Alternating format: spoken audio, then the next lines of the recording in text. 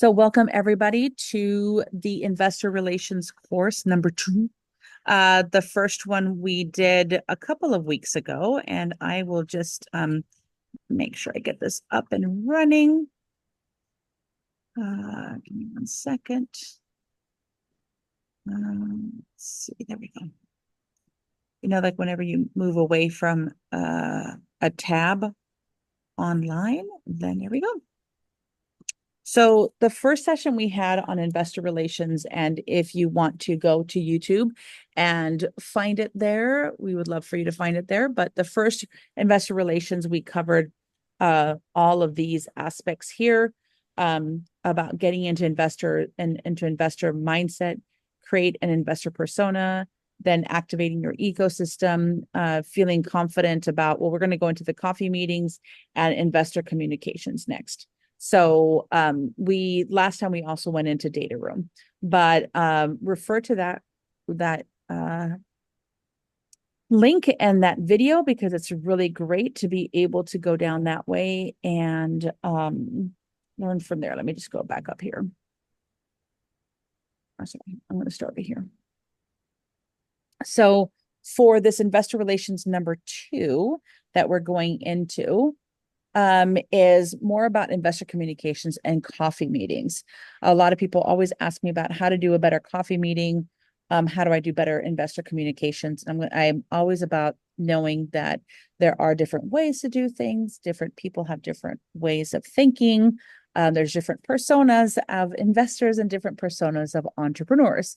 The biggest thing is to be authentic, to be yourself, and really communicate and connect with investors and with other partners in your true self, right? So I'll introduce myself, Dr. Sylvia Ma. I'm the advisor, one of the advisors at the Brink SBDC. I'm also GP of Stella Impact Capital and a bunch of other things, Stella Angels and Next Wave Impact Fund, a lot of different things. I'm going to make sure I have all those participants. There we go. And so I've been around with venture capitalists and angel investors to think about as a personal angel. I have 160 companies in my portfolio, 15 emerging fund managers, what my thesis is. But as I teach these things, I'm also thinking about other people's theses. What does a typical investor look like? And think about on these investor relations and what do I personally believe in. So I know that I'm not going to just talk about what I believe in. I'm just going to give you some examples and best practices across all of the possibilities. So hopefully that helps you. So to start off with, I want people to really understand that there's the 3 C's of capital. Is that capital does not only come in financial capital with the wiring and sustainable, capital that keeps you going. It's all about network capital and expertise capital. So network capital is connections of purpose and warm introductions. So the 2 things that we're talking today is communications and coffee meetings. This is perfect for increasing that network capital because you don't know if that person that you're talking to as an investor will introduce you to the right investor, or they might be an investor, or they're person that they're connected to, which they're connected to somebody else and somebody else and somebody else down the line. That's that network capital that you're really trying to amplify and make sure that you're connected to the right people. Then expertise capital is also done and amplified with these communications and coffee meetings because that person that you're meeting with might not be the best investor for you. Maybe they're not allocating funding. Maybe they don't have an angel group that they're looking for or working with. But they can bring to you really great expertise in, let's say, technology, business, anything that you need, and you have some gaps in your company, you can actually bring them in with this expertise capital and actually launch and scale that way. So wanted to kind of focus ourselves on these 3 things as we're talking through the communication strategy and coffee meetings.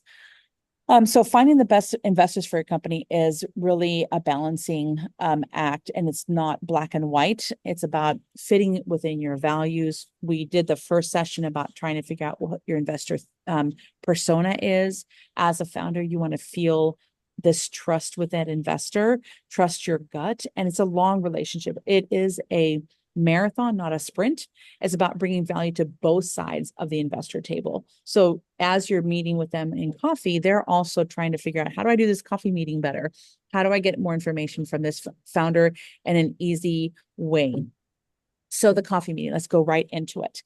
So why is this journey so important is that the movement can be ignited one cup at a time, right? One piece of one cup of coffee, one piece of information.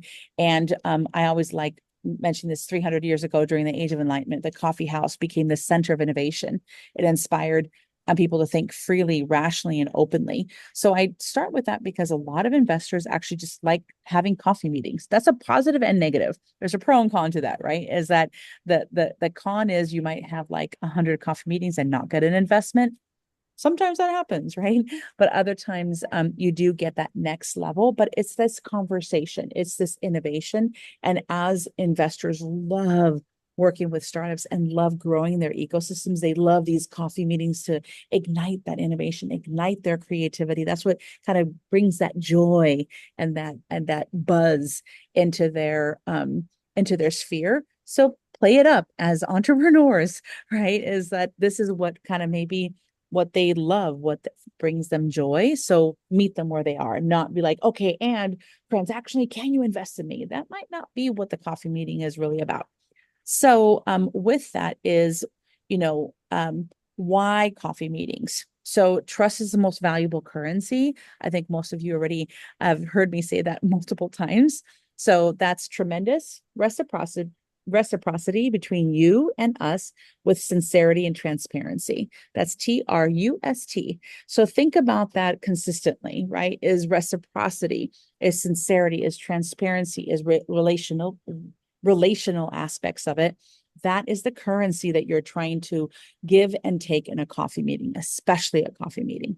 So you want to support that growth of the ecosystem. You want to share opportunities and thoughts. It's not just a pitch, right? Because the next meeting might be your like 1 hour meeting in a Zoom call with your 10-minute pitch. And that's a 10-minute pitch, and making sure that you're getting everything done. But this coffee meeting is a little bit more fuzzy, is a little bit more trying to figure out who you are as a founder and activate new capital. So why coffee meetings is to gain investment, right? You do want to get that. So I always recommend somebody having a humble brag about your startup journey. So I don't think that I go into what's a humble brag later on, but no, I don't. So a humble brag is a mishmash of your 30-second pitch. So who has a 30-second pitch out there? Like the 30 seconds off the dot elevate. Yep, I know, Malte, you have it. Anybody else? Malte, do you want me to put you on the spot and you say it? And it's being recorded, so just make sure that we have that. You want to say your 30-second? Well, yeah, but I'm kind of like on a new role here. So like the question I would have at a certain time, and like mainly I'm interested in here is like how do you pitch, not as a founder, but as an advisor for a startup role, right? As you Okay. know, like I kind of like got involved mainly with like South American startups now, and it's coming to a point where I'm gonna be sent to kind of like find investment for those ventures. So Okay. like one I have is pretty much, and I don't really have it dialed down, like, but it's pretty much like a dating app for sober people where we connect the sober community with like-minded to find romantic love. That's not even quite 30 seconds, I but no, I that's kind love of that. like where the pitch goes. Yeah. Yeah, I love that. And you heard Malte say something that's like, this is a platform. We want to connect sober individuals so that they can find love. You know exactly what he's trying to do. It might not be like, well, it's a platform that has this many downloads and this is you want to lean in to have a longer conversation with Malte, right? So that's a little bit of having that 30 seconds of saying something that allows somebody to say, I want to lean in, I want to know more.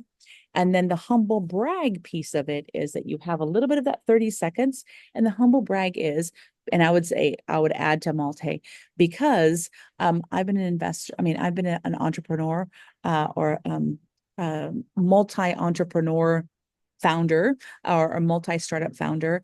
And I know what it means to like really connect with people. And I really want to amplify that in this new endeavor that I'm doing. Whatever that is, you're trying to do that. And that humbleness is that, hey, and I've done it a couple of times. I have been successful in this, or I've graduated from Stanford.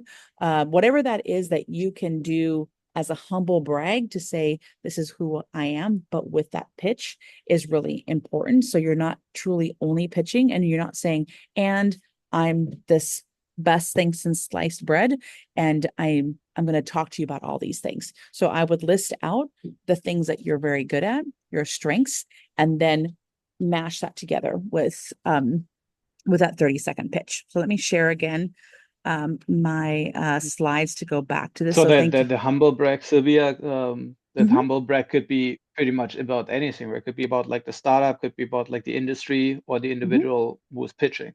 Yeah. Yeah.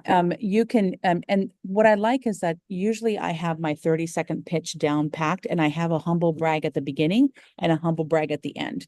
So let's say for me, whenever I'm pitching another investor to join my fund, I said, I have invested in 14 plus emerging fund managers.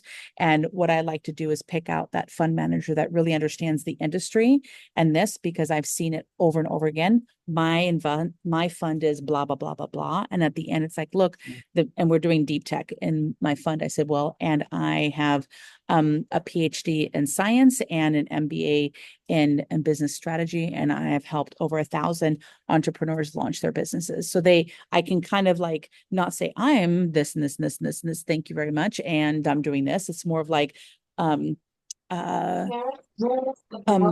making sure that there's a connection there. Does that make sense? Yeah, Okay. absolutely. The good old sandwich tactic. Yeah, Sam. Yeah, I love it. So yeah, to obviously this is the why the coffee meeting is to gain investment. So the humble brag, breaking down the business into bits of conversation. So if you have something longer than 30 seconds, you're gonna train yourself to really have smaller chunks of information. You want to understand understanding the investor is that you want to make sure that you understand where they're coming from, where they're if their expertise or network, or they're just like wanting to invest in you, and you have that conversation about what kind of investment they're looking to do.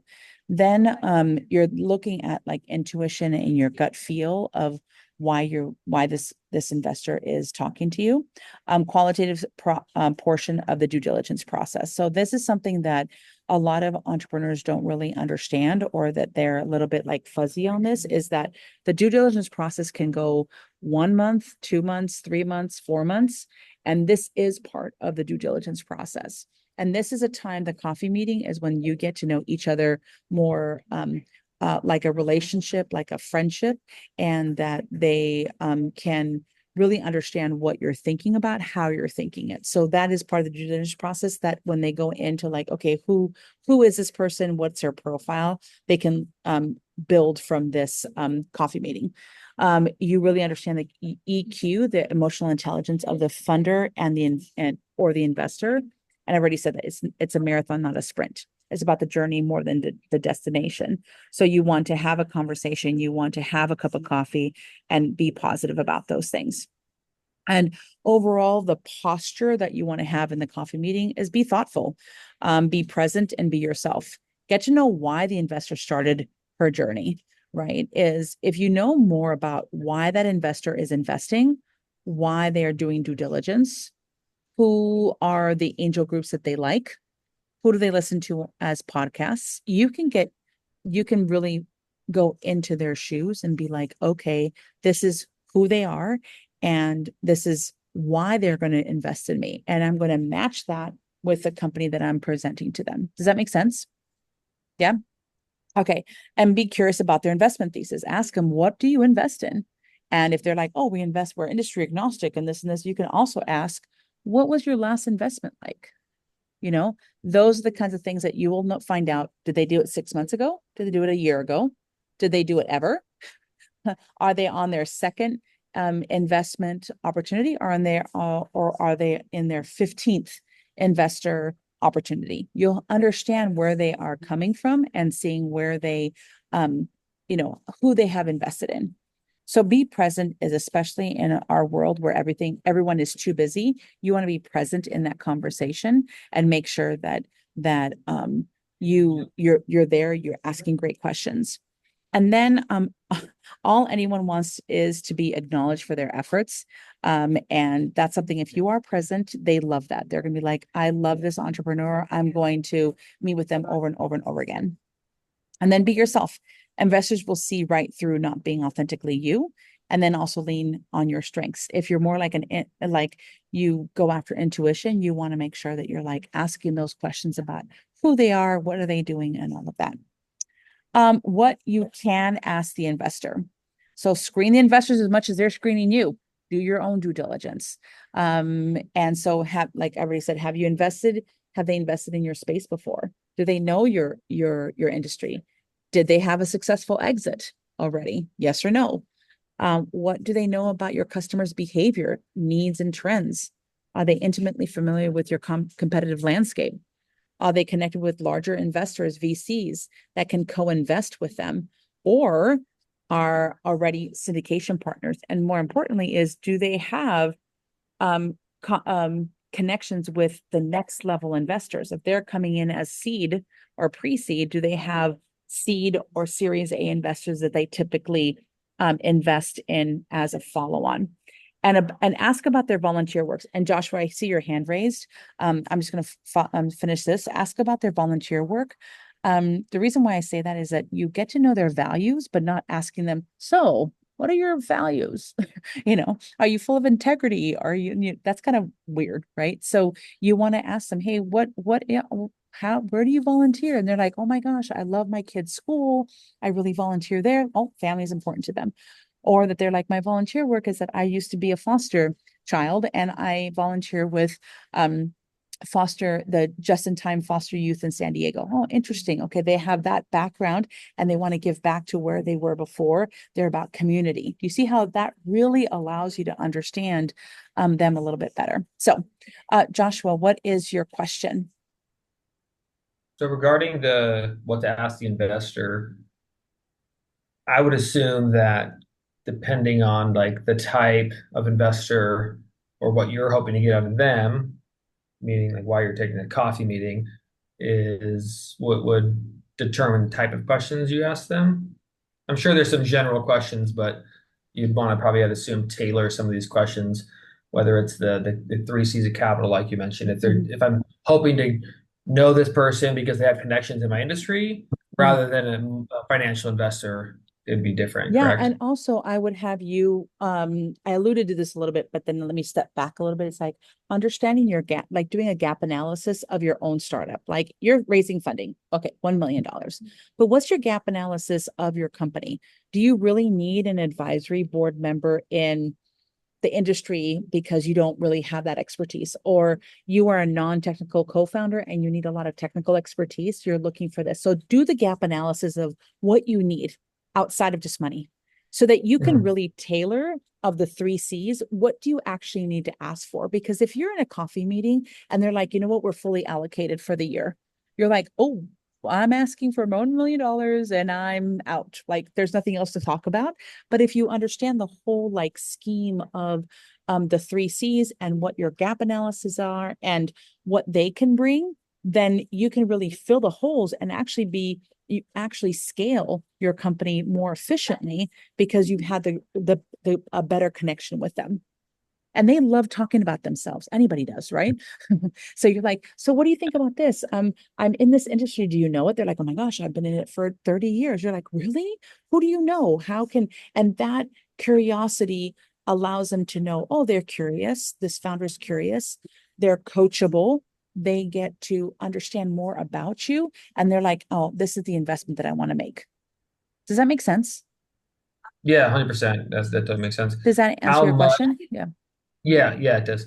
Um, how much would you recommend that? Again, I know there's so many different circumstances, but how much would you recommend that like we dig? I know as an investor Yeah. for a founder, they're really digging in. They're getting every sheet, every this, they're whatever that looks like to them.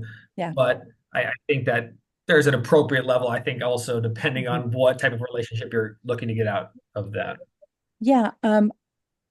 I'm going to say for me, right? And then I'm going to say what I've seen so far in investors is that for me, I love a curious founder, right? Who we get a great banter going. Like, what about this? And they're like, well, I'm curious about like, what do you like in the industry and like deep tech? What does that mean to you? I'm like, oh, this is what it means. But well, we're actually a deep tech company. I'm like, oh, that's cool. Let's talk about this, right? So I want to know, can they connect the dots? Because what I'm actually seeing is, can they talk to a customer?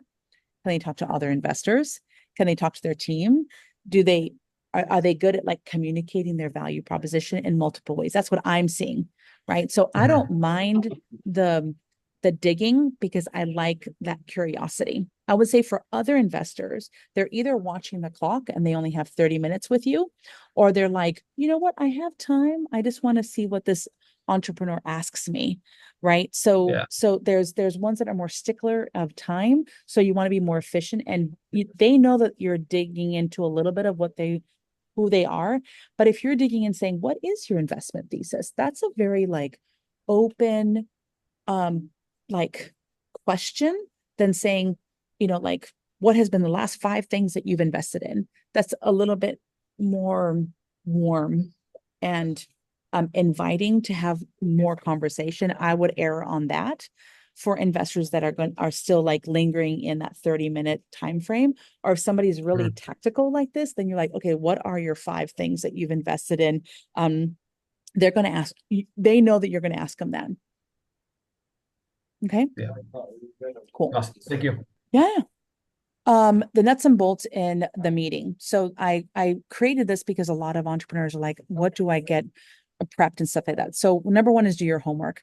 Look at their professional profiles of the investor and his or her portfolio companies. I assume that anybody who's going to meet with me, they have researched me. Like, I want them to. I want them to know my portfolio and all of that. If you are on Gus, LinkedIn, Facebook, Twitter, you should be looking up who they are. That's very respectful to do that, right? Saying, look, you've done a lot in your life, investor. I'm going to look you up and see where you're at. Not like you're digging down, like you're asking Joshua's like, how much do I dig? Well, you're not going to dig and say, okay, your Facebook page said this much in like 5 years ago. No, but like overall, it's very important to do that homework. Don't expect the investor to just pay, maybe like 50-50, right? I mean, I know that like sometimes you're like, okay, I'm a starving founder, but just like, have that conversation. It's like, oh, I got it this time, and next time you can get it. There's a next meeting, so that's good. Ask them how theirs going first. How you doing? Sometimes, like they're like, oh, I'm good. It's on Monday and it's started from a week. Great. Allow them to share what kind of impact they want to make. And it's like, you can ask that of like, what are you excited about? Like, are you going to be at Startup San Diego? Oh yeah, I don't like those kinds of things. Or like, oh yeah, I really love giving back to the community because Startup San Diego is like my jam.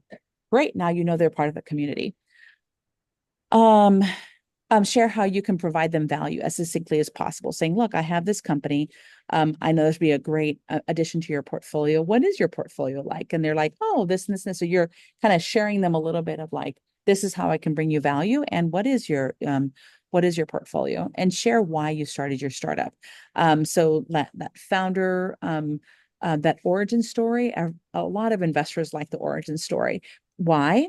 Because then it's easier for them to share with their syndication partners or with other investors. Who has like, met with somebody over coffee and they really dive into like their origin story, and you're like, wow, that was amazing.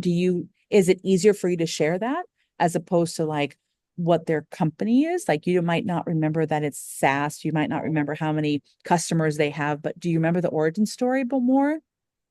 Right? I think everybody kind of does. That storytelling is what you remember more. Share, summarize the meeting and set appropriate expectations for the next steps. Is like, hey, wonderful meeting with you. We talked about what your investment thesis is, what I'm doing, that I'm raising this round. What would be appropriate next steps? And they're like, oh, I don't know. Let me get back to you in the next month. You're like, okay, well, then that, can I follow up with sending you my investor updates? Yeah, no problem. Add me to your list. Perfect. Or they're like, I want to meet with you again in about 2 weeks, do some homework and blah, blah. You're like, okay, great. We will do that. mention how valuable the meeting was to you, to them and to others. So like you're saying, look, this was really valuable. You gave me great expertise on this, or whatever you talked about. Share that, because I think that's important to be able to share that trust and be able to have that conversation go on and on. So best practices. Investors don't invest from the first or second coffee meeting. Remember that it is a journey and a marathon. Typical number of meetings before the check is 8 or 9. For me, I always say it's about 7. Average is I want to meet with somebody 7 times before I write a check, period, or have a wire. So know that this is one piece to a lot of different things. Know it's a process to get to know the investor. Avoid the red flags, meaning that asking prevention-oriented questions, I'll go into that, and digging into a particular portion of your business or deck just to dig. So some investors are like, so how are you going to prevent your protect yourself from any downside? Or, there's so many competitors out there. How are you going to outcompete? Those are prevention-oriented questions as opposed to promotion-focused questions, meaning how are you going to grow your company to outcompete the competitors out there? Or what would be your revenue strategy to meet that milestone that you have in 2 years to reach $2 million or $5 million in revenue? That's promotion focused questions. And if investors are asking you prevention oriented questions, it might not be the best investor for you. Celebrate the green flags. You ask promotion focused questions or they do. So there's data out there that if you get a prevention oriented question and you answer it in promotion focused way, you actually increase your chances of getting another $5,000 of investment, because you're changing the conversation from negative to positive. You're changing it from going downhill to going up. Also, the green flags is shared openly about their investment thesis and portfolio, because if they are closed down and they don't want to share about their thesis, then that's not an investor that you want to have. You want them to share openly. You want them to connect you with other portfolio companies that they are a part of and be able to really grow with you. And the other green flag is that they're involved in the ecosystem as a judge or a mentor or an advisor for other entrepreneurs. So that's what you can do to, ask them questions. And those are green flags to go forwards with that investor. Discuss key differentiators. So that investor can leave the meeting and talk to other investors about you, right? So you want to let them know why you're doing what you're doing, why now, and what's your unfair advantage. If they can leave with quickly saying those things, then they can really say, okay, investor X or investor A, please invest in this company or co-invest with me because they're really great because of these things. And then if they have a pay it forward culture, that they are really talking about, making sure, sorry. I just stopped sharing everything. So give me 1 second. Go back to this. Let's see. Sorry about that. It goes off and then it doesn't go back very quickly. Okay, perfect. So, and then, pay it forward culture. That's what we have here. So, there we go. Let me go back here. And I think that's almost, okay. We've done a couple of these things. Let me just go through them. Do not talk about their other investors funding the startup. The dues of the coffee meeting is do talk to them about other investors funding the startup. Why is that important? Because it's FOMO, right? They're going to be like, hey, this other investor is going to invest in your company. Well, I should invest as well. And then do pitch a 30-second pitch at some time, because even if you let's say forget to pitch, they will leave saying they never pitched to me. Like, why did they not pitch to me? That's kind of strange. So you always want to kind of integrate that into it. Usually if I haven't heard a pitch by the end of a coffee meeting, me personally, I will say, can I just get your 30-second pitch? What's your company all about? I think that I know it, but would love to hear it from you. So that's how I go and get that out of the entrepreneur. do let them know you have a timeline and runway. Pressure's on. Like, what is a timeline that you're looking at closing your round? The runway is a year or like 6 months, 3 months. And do ask them about their portfolio and what motivated them to become an investor. That might be a really great connection. They might be really excited that you're going to be increasing their portfolio in a really significant way. Yeah, that should be don'ts. I'm sorry about that. That's don'ts. Don't force investor to hear a formal pitch. If somebody brings out like an iPad or something like that in a coffee meeting, I ask them to put it away. I said, I don't want to hear it from that. That's like second, third, fourth meeting. I want them to talk to me about their company. I want them to talk to me so that I know how are they talking to their customers. How are you convincing others to join your team? And don't promise that you will follow up in a certain time frame when you honestly cannot, right? And don't go longer than you feel comfortable. It will show. You don't want to go on for like 2 hours and then you're uncomfortable. You have to go someplace else. It's like the weirdness of that. So be comfortable with the amount of time that you spend with them. Okay. So any questions about the coffee meeting before I go into investor communications?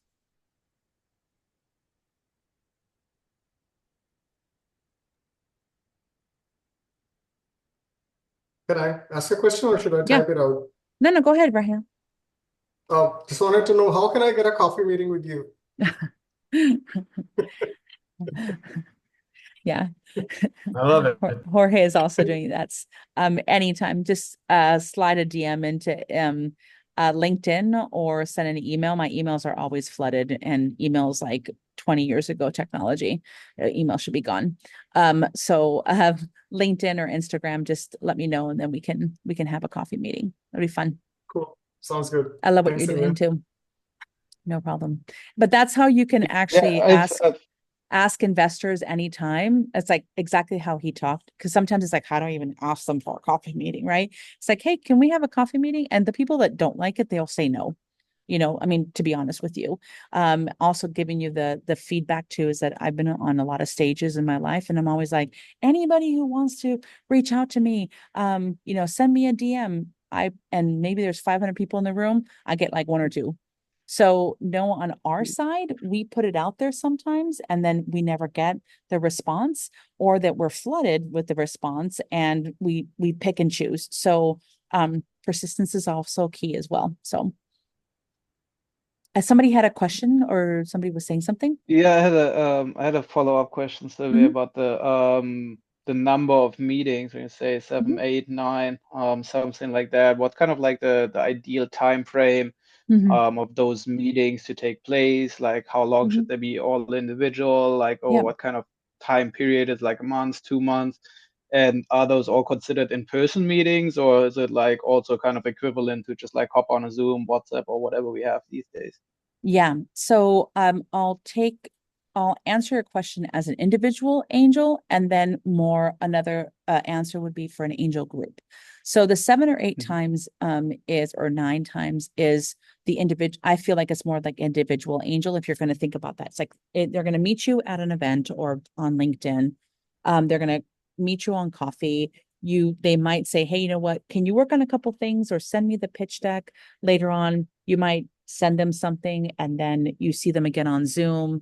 Then you might see them actually at an event. So that's something that a lot of entrepreneurs don't really maybe grasp as well, is that investors who are good investors, who are very active in their ecosystems, they're going to Startup San Diego. They're going to different events like Innovation Day that Connect put on. They're going to Women's Venture Summit. And if they see you in certain other, let's say, pitch competitions, opportunities to see you pitch, that's one of those times, right? Because that's allowing them to understand there's outside validation of that startup being evaluated for in that criteria for that pitch competition, and they did it, right? They did all the steps to get there. We have a growing women's capital call for Angel Capital Association once a month.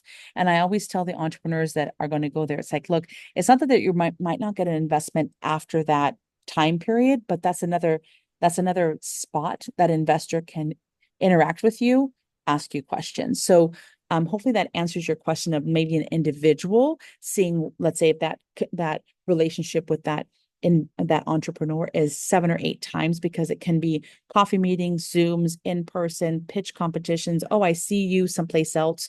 All of those things are about 7 or 8 times. The time frame you asked that could be as little as a month, but I would say 3 months is typical for an individual. Now I'm going to take the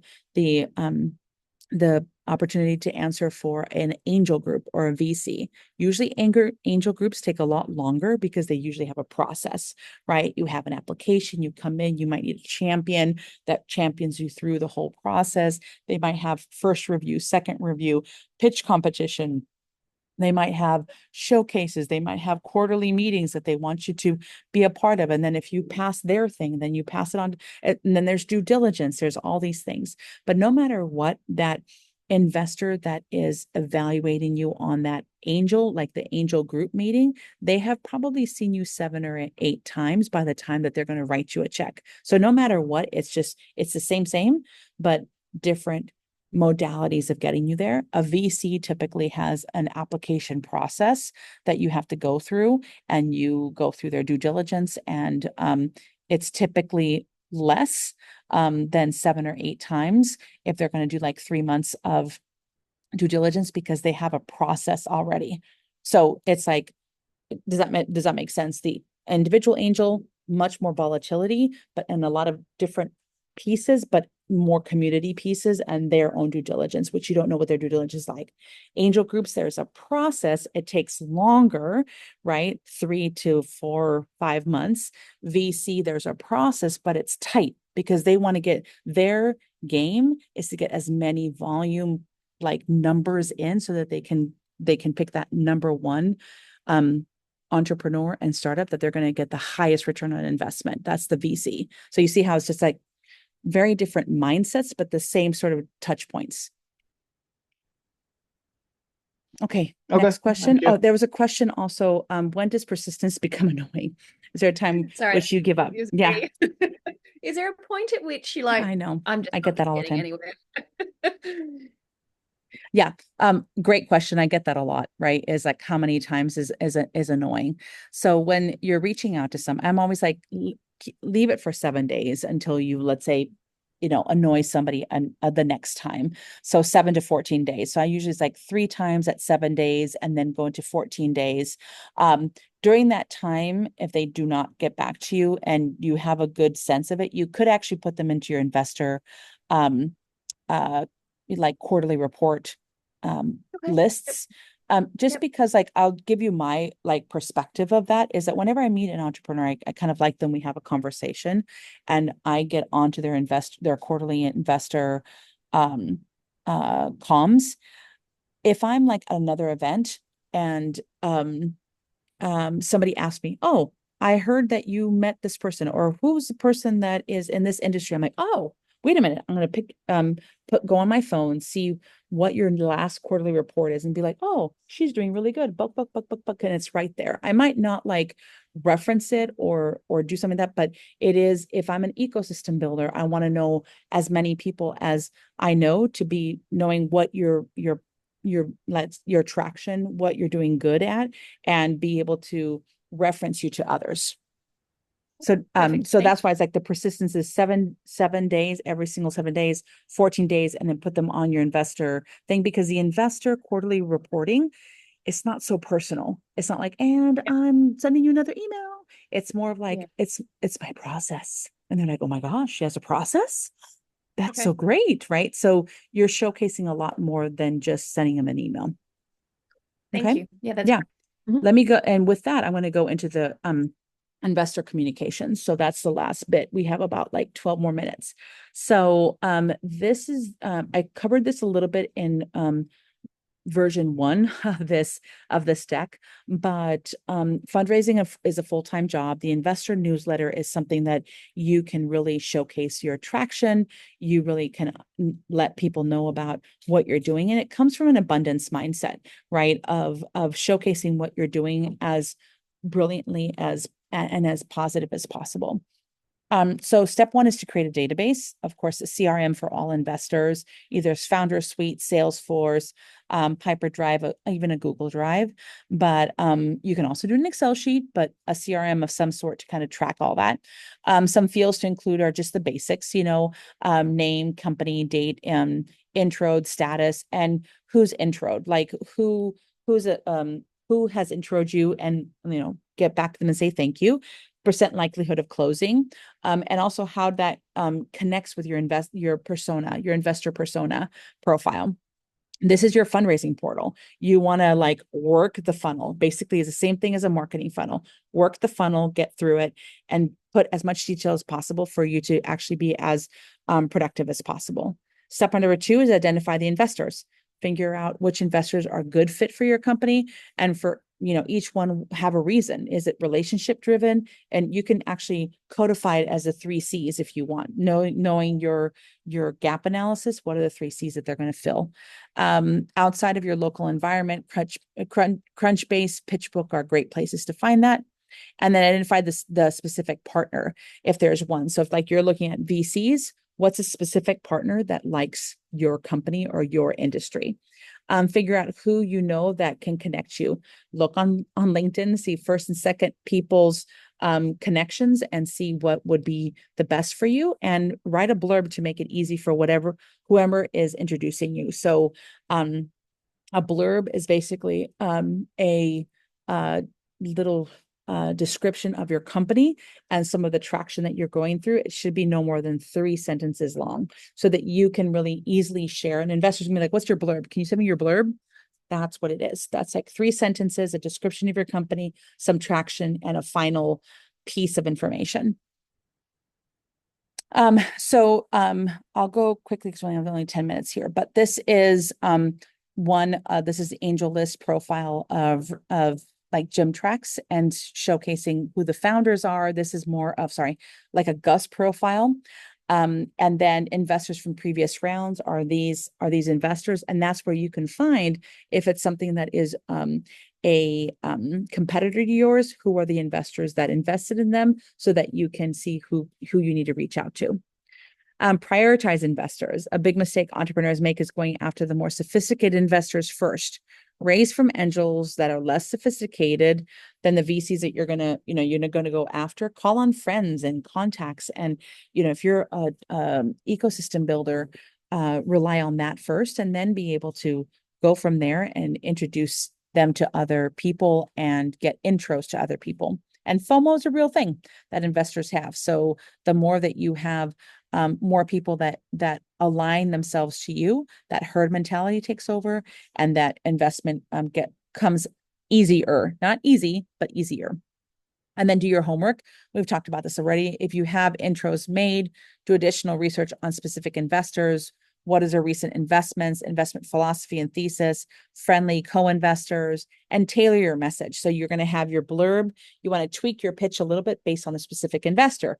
I see that you invest in these verticals. I'm in one of those verticals. Blurb. I am blah, blah, blah, blah, blah. Would love to have a coffee meeting with you. So you want to tailor that. I know this is all like, oh my gosh, this is so overwhelming, but it's not a gunshot approach. It is very specific. If you've ever done a marketing campaign, you have to find out who your customer segments are, and talk to those customer segments and convince them to buy from you. That is exactly what this is, right? It's nothing more than that. And then step 5 is that initial meeting. Your number 1 goal is to have another meeting. That's very important. Highlight your business in the best light possible. Know who's in the room. Talk more about why they would be a good fit for you, because you want to really align to their investment thesis. If you don't align to their investment thesis, they're going to be like, why should I invest in you? But if you align it perfectly well, then they're like, yeah, we'll invest. We'll write a check. It's okay to ask about timing. What is their timing like? Do they have, if they're a VC, have they closed their fund? Are they starting their fund? Are they in the middle of their fundraise? That's very important for you to know. And then send a thank you letter, either digital or handwritten, depending on your culture. If you are very relational and you want to write a handwritten thank you letter, that's fine too. And then the waiting game. We've talked about this already too, about how much follow-up is there. If an investor is really interested, they will likely be in contact. If they're not, that's when it's like you get the ghosting and stuff like that. The more that you're out in the ecosystem with them, the more that they bump shoulders with you, or elbows, sorry, I always mess up, bump shoulders with you, and then you can have better conversations with them. Yeah, so if an investor hasn't responded, it doesn't mean that they're not interested, but you may be losing steam. So if you get the second meeting, it's all about what's under the hood from there. So you want to make sure that you have the second meeting, make sure that you talk to them, make sure that you're talking about that 10-minute pitch. They might want to have you do a demo. The more clarity that you have and the deeper insights, the more that they're going to lean in and be more curious about what you're building. So other considerations is nail your 10-second, 30-second, 1 minute, and 2-minute pitch down cold, right? You want to have everything kind of in your head ready to go. If you're like, I don't even have a 30-second, or I don't even worked on my 2-minute pitch, work on it, right? And see if you can get it down packed that whenever you need it, you can whip it up, basically. Draft an executive summary that can be shared and forwarded freely, because that executive summary, if you're on Gust or one of those platforms, sometimes by just clicking the PDF, you get an executive summary. It's more like templatized, but it could be that if you're running out of time. Have we've already talked about the humble brag.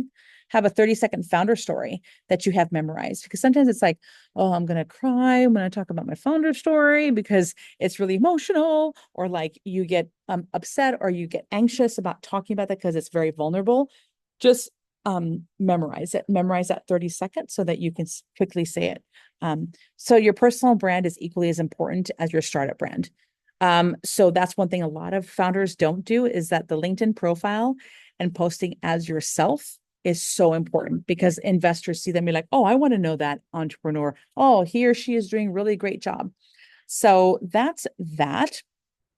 Email etiquette is always double check that the person who is being requested is okay to have an intro.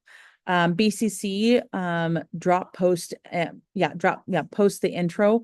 So the BCC someone when you are no longer relevant to the conversation. So if somebody introduces you, you can put them as BCC as soon as you connect with their intro, so that they are not flooded in their emails, but they know that you did the effort to connect with that warm introduction.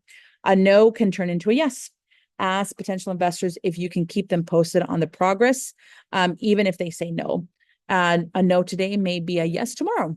So sometimes silence is equals a no, right? So if you haven't heard back from someone with 3 to 5 days, it's okay and even good to ping them again about a week later. That's why I said 7 days. A third time may be necessary, but after 3, assume that they're not interested. Or you say something in your email saying, I will put you on the quarterly investor updates, and they're going to get it.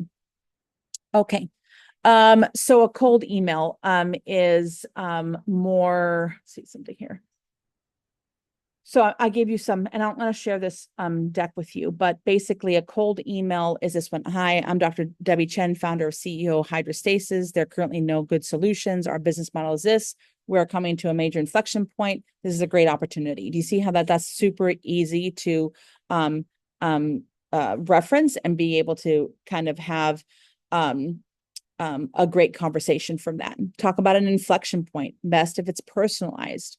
Then the more tactical piece of this one. So I asked Debbie, it was okay to do this. So, and it was just an example of this. Okay, I'm Dr. Debbie Chen, founder and CEO of Hydrostasis. The problem, solution, differentiated business model, customer acquisition, competition, team, raise, and timing. You could do any kind of tactical pieces like this, so that's succinct, that you get to the point and they can quickly see it, and it's bolded where they can kind of see what is important to them. If they care about the team, they're going to go to the team and just read that. Okay. The blurb is this. So important to have ready to go anytime. So this is a blurb. Hi, I'm Dr. Debbie Chen, founder of Hydrostasis. We're creating hydration monitoring to improve health and performance in everyday life. Proper hydration is a universal challenge. And then all of these things, right? Blah, blah, blah, about reaching this much of revenue. But she knows what her mission and problem and competition is to be able to create this. It's a little bit longer blurb because she's a technology company. Facilitating intros is investor to investor. There's a couple of different ways of doing intros: investor to investor, entrepreneur to investor, advocate to investor, and advisor to investor. So if you're meeting another investor and they're like, oh, I'm not investing now, but I can introduce you to somebody, you can send them the blurb. You can send them like a reminder. I've had entrepreneurs send me one email saying, I need you we talked about you introducing me to 3 of your investors. I've also had an entrepreneurs send me emails of each email is, this is an email for this investor that we talked about. The next email is this, and they personalize it. So the more that you can help the investor make that introduction faster. The advocate to investor, I'm going to skip the entrepreneur, but advocate to investor is intimately knows your highs and lows, the advocate or the advisor, and they understand your perspective, but they're not investing. They want to communicate that this is a great opportunity and they can have a conversation with them at a later date. So this is investor newsletter template. I'm going to go over maybe like 1 more minute because we started a little bit late. But this is an example of an investor newsletter template. This is an example of Techstars. Techstars loves these emojis. So let's say the update is this, the blurb about the business, and then you pick your KPIs or like what, not the KPIs, but like what is important to you: achievements, shout outs, media, North Stars, and KPIs. So KPIs are what you are tracking on a consistent basis. And this is really easy to write out. And what I like about this template is that you can cut and paste this and be able to quickly, not like spend like hours on your own time, but quickly just update these bullets instead of writing and writing and writing. It sometimes takes hours for an entrepreneur to write their investor newsletter because it's a lot of like, you're scared, you're being authentic, how are you going to do this? And then it goes on, biz dev, growth, product marketing. And I think I have one more of this, financial and asks. So it's a little bit long, right? Of a newsletter. I'll go back to it. Sorry, Malte. So the biz dev growth and the product and marketing, you could do it wins and challenges, wins and challenges, wins and challenges, so that it's just, when you see it like this, you're like, okay, if I don't really care about marketing as an investor, I'm going to look at product. You're really like putting it all together so that it's easier for the investor to look at it. And then, of course, financials. And I always say to entrepreneurs at the end of your investor newsletter, you should always have an ask. And usually whenever I get an investor newsletter from my portfolio companies, I go down to the ask and I'm like, can I do something for them? And if I can, then I'll do it really quickly and then move on. So yeah, that's that. And then here's the investor template. Example 2 is a hybrid. Is like hybrid A and hybrid B. You could do like TLDR and then key metrics, sales and marketing, similar to like the first one that you have like titles, but then it's more written out a little bit. And then the same thing here is it asks and message from CEO. That's one way of doing it. It's more spelled out. And then investor newsletter hybrid 2 is just like looking at, Synthetics, that's the company develops machine learning software. The overview is Dear Mentors, wrapping up our first pilot. You see, you can read it and some investors like it that way.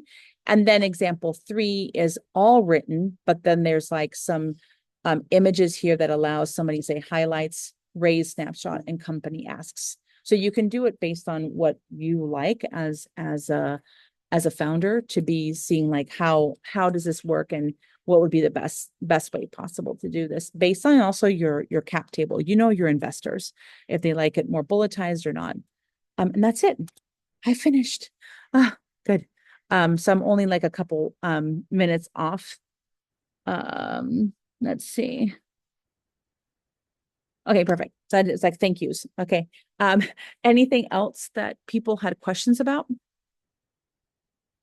Not really a question, but I wanted to add something since you kind of like mentioned the herd mentality, and it's maybe like a little advice for me, like raising money is brag with your other investors, right? So have your other investors speak for you if you already have someone, especially relevant in crowdfunding, and it can be, you know, like can be a testimonial of like, hey, this is why I invested in this company, so this is literally like your best asset to get other investors on board.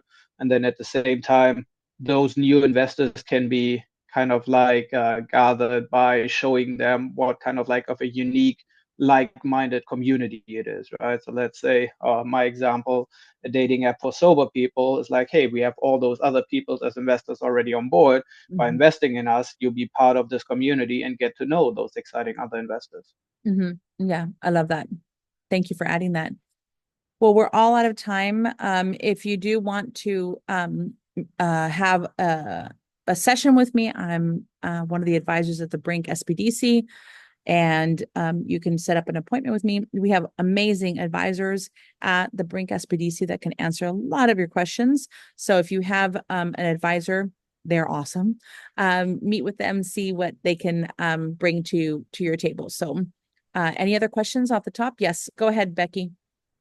Hi, Sylvia. Do you have a Calendly, or do you Yes. prefer reaching out through Yeah. LinkedIn or Yeah, no, I have a email? Calendly. I have one. Here we go. Oh, this is direct message to somebody else, everyone. So that's my my Brink advisory hours. So you can book from there. And again, don't forget that your advisors are amazing. And if you have a relationship with them, it's better to meet with them. And if you have specific questions about what we talked about today, we went pretty quickly.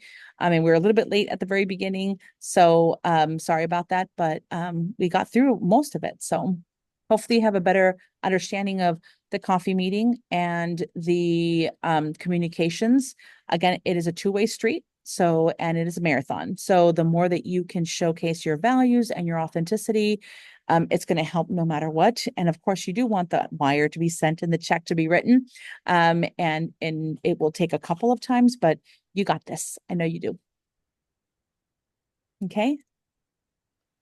Awesome. Thank you, Perfect. Sylvia. Okay. Thank you so much. Bye. Yes, Bye. thank you. Thanks.